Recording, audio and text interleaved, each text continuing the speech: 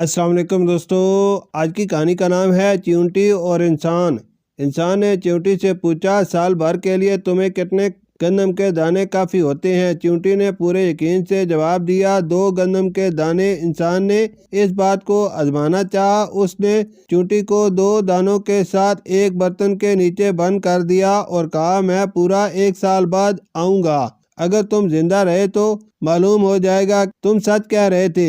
1 سال گزر گیا لیکن انسان اپنی مصروفیات میں چیونٹی کو بھول گیا۔ جب دوسرا سال بھی ختم ہونے کے قریب تھا تو اچانک اسے چیونٹی یاد آ گئی۔ وہ دوڑتا ہوا آیا اور برتن اٹھایا۔ حیرت سے اس نے دیکھا کہ چیونٹی ابھی تک زندہ ہے اور اس کے پاس 1 گندم کا دانہ ابھی بھی موجود ہے۔ انسان نے تعجب سے پوچھا، تم تو کہتے تھے کہ سال میں 2 دانے کھاتے ہو۔ یہ 2 سال گزر گئے اور تم نے صرف 1 دانہ کھایا، پھر بھی زندہ ہو کیا تم نے جھوٹ بولا تھا؟ چیونٹی نے نہایت سنجیدگی سے جواب دیا، نہیں، میں نے جھوٹ نہیں بولا۔ جب میں آزاد فضا میں تھا تو مجھے اللہ تعالیٰ پر پورا بھروسہ تھا اور مجھے یقین تھا کہ وہ مجھے رزق سے محروم نہیں کرے گا، اس لیے میں اطمینان سے اپنی خوراک کھاتا تھا۔ لیکن جب تم نے مجھے قید کر دیا تو مجھے معلوم ہو گیا کہ اب میری زندگی ایک انسان کے ہاتھ میں ہے، اور میں جانتا تھا کہ انسان بھول جانے والا ہوتا ہے۔ ممکن ہے تم مجھے بھول جاؤ، اسی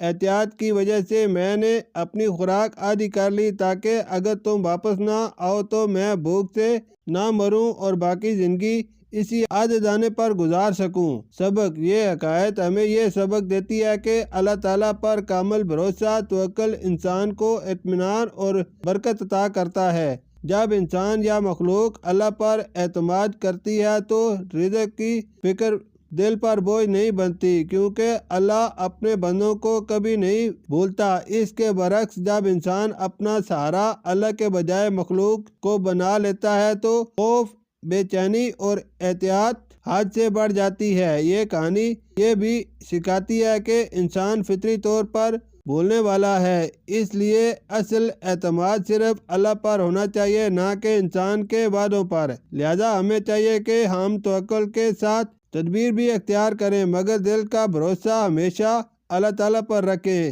کیونکہ حقیقی رازق وہی ہے۔ شکریہ۔